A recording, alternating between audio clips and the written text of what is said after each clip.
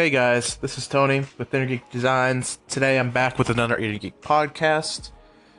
Sorry it took so long to get back. I've been having some stuff that I just have to sort out in my head. Been busy at work, busy with meetings, trying to get everything sorted back and get it scheduled back on getting you guys videos, podcasts, getting the live stream back up. It's like getting the band back together, getting all the content back together and pushing it out for you guys. So it took a good couple days after Easter to get everything sorted out, get my mind sorted out, and come back and hit the ground running. But today's podcast, I want to talk about how do you communicate with clients. This is something I see from designers from beginning to novice to been in the industry for a couple years to be in the industry for their entire time, don't know how to communicate with clients. This is something that it takes a while to learn. It's a skill that you have to learn, and it's a skill you have to master. And I'm going to give you some tips that I've learned how to do it, how to communicate with clients, how to get the right questions asked, and how to get the right context back so you can move forward with the project. But before I do that, I want to do how I've done all these podcasts recently. I want to give you a rundown of what's been going on my end, give you an understanding of how it is to be a freelance designer and an in-house designer, and give you an understanding of what work it actually takes to be a successful designer. So, in my in-house design, the company I work for, we've been ramping up our PowerPoint. We actually just had a meeting yesterday. I think it was a 10-hour training for sales, and there's some good things we learned in there, some things that I'll bring to your attention later on down the road that I think that could help your marketing, but it's going to help our company's marketing. And how do we talk to our customers? What do we talk to the customers about? And what does the marketing talk to the customers about? We're going to incorporate all that into it. It was a long day, but it was a good day. I had some hesitations when we read the book. I just don't do good at reading. I don't do good at learning at reading. I never have. I never will. I had some hesitations about it. I said maybe it's not a good idea. We went through with it still. The guy came in, he talked, he taught us some more. It started clicking in my head as he was talking. About halfway through the day when my second cup of coffee kicked in, it finally clicked. This actually could work. And I'm going to start incorporating some of that stuff into my sales ways, try to increase my funnel, try to make myself get more clients. As on the freelance end, the Inner Geek end, I don't think it was last. Oh, yes, it was last week. Last week I had a meeting for Summer Love. We got the ball rolling on the logo. We got the ball rolling on some other parts of that project. I just did a stream actually tonight with the live stream. If you guys want to join the live stream, you can join on Twitch.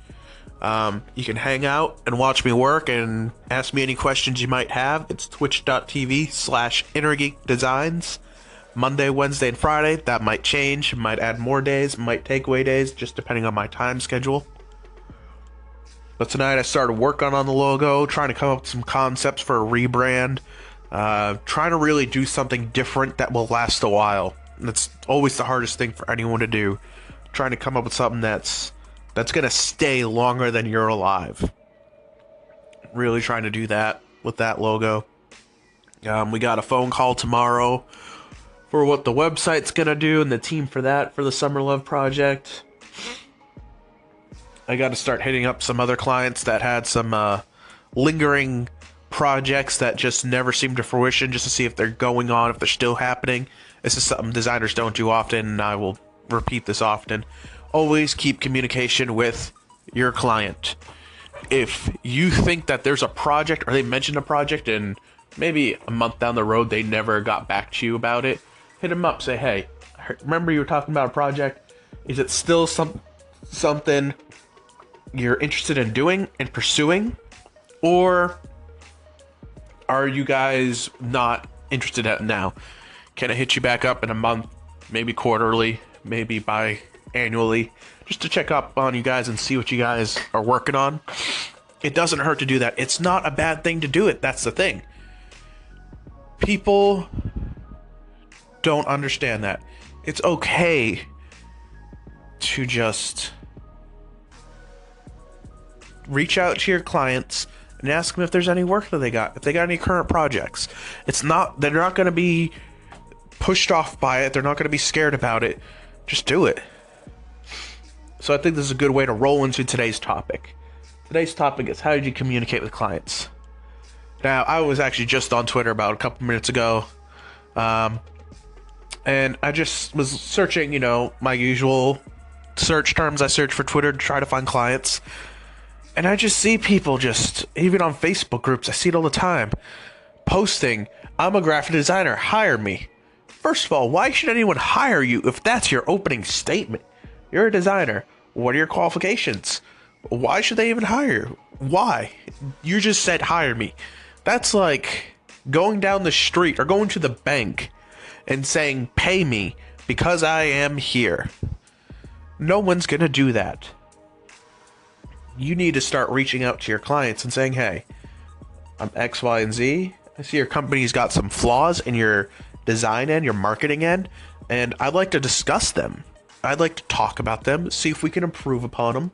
Or if not, just give you some tips for you guys to improve upon it and give you some food for thoughts.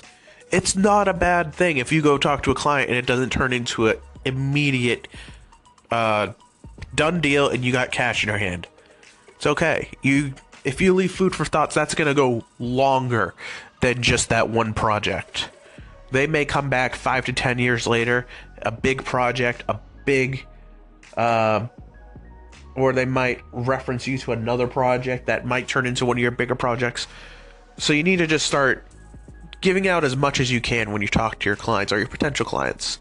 So leave it all out there. If they want to work with you, they'll work with you. If they don't, it's okay. Don't get mad about it. Don't get upset about it. Don't get sad about it. There will be another client down the road. Just say, thank you for your time. I hope we can work down the road. And I hope your business goes well. And I hope everything continues. Always leave the door open. Never close the door, because you never know what could happen. And maybe you might ask them then and there, is it okay if I check with you in quarterly? Is it okay if I check with you biannually, just to see if you guys get any projects? Or if you maybe thought about the things that I talked about here and you're wanting to go forward with it. All these are okay things that designers are scared to do because they're taught that they are just a keyboard and a mouse attached to hands, which is not true. If you're a freelancer, you need to be a salesperson as well, or find one that helps you. These are things people need to start thinking about. Now, if you need to have certain questions when you start talking to your client. You need to understand that they aren't going to know everything, and they shouldn't. You need to know how to pull that out and get the right information so you can start working on the project. Some of these questions are, what's your company? What does your company do? How long have you been in business? What are your customers? What's your demographic? What's your age? What's their age range? Are they a specific gender? Are they a specific race? These are questions that you need to ask. You need to pull them out. You need to start getting them talking and see the passion in their eyes. If you don't see passion in their eyes when they start talking about their company, they're probably not a good company to work with. Because the thing is, that person might not be the best person to work with. If they're not passionate about their company, how can they be passionate about you creating a good product? Or maybe you're talking to the wrong person. Maybe you need to talk to the owner, not the sales guy or the marketing director or the business director. So try to figure out how to get that CEO in the room, or that president, or that principal, and talk to them and figure this out. Also, some things to think about is, if you're not comfortable talking, practice before you have a meeting. Just practice. Practice. And if you fall off that script, that's okay. It's okay. You can rebound. You don't need to keep going with the script then at that point. But maybe start going looser and off the top of your head and really start bouncing off each other. If a person starts thinking that you're on a script, they will probably start turning off most of the time. They don't want to listen to a person who has a script, who has a certain thing to say to you, and if you don't follow that exact thing, then you're done. So I would say stay a little bit looser, figure out the right questions. I gave you some questions that might help you. It kind of depends on project needs and what your needs are as a designer to make the successful project. Just keep that in mind. It kind of depends on you. I think that's about all I got for this one. This one went a little bit longer, but hey, I've been a little bit while. It's been a little bit of a while since I did a podcast, and I wanted to get one out for you guys. Question of the day: what are the questions you ask your designer as a startup project? I'd like to hear your guys' thoughts. Leave them in the comments or call in on Anchor, and I'll answer them. Or I like to hear them and see what you guys think. Also, thought of the day: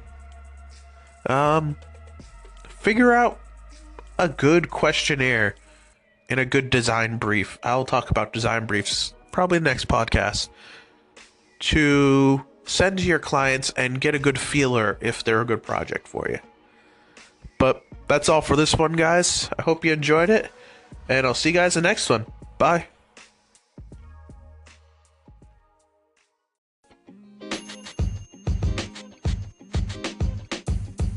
The podcast you just heard was recorded with Anchor. If you want to make your own, download the Android or iOS app completely free from anchor.fm/podcast. That's anchor.fm/podcast.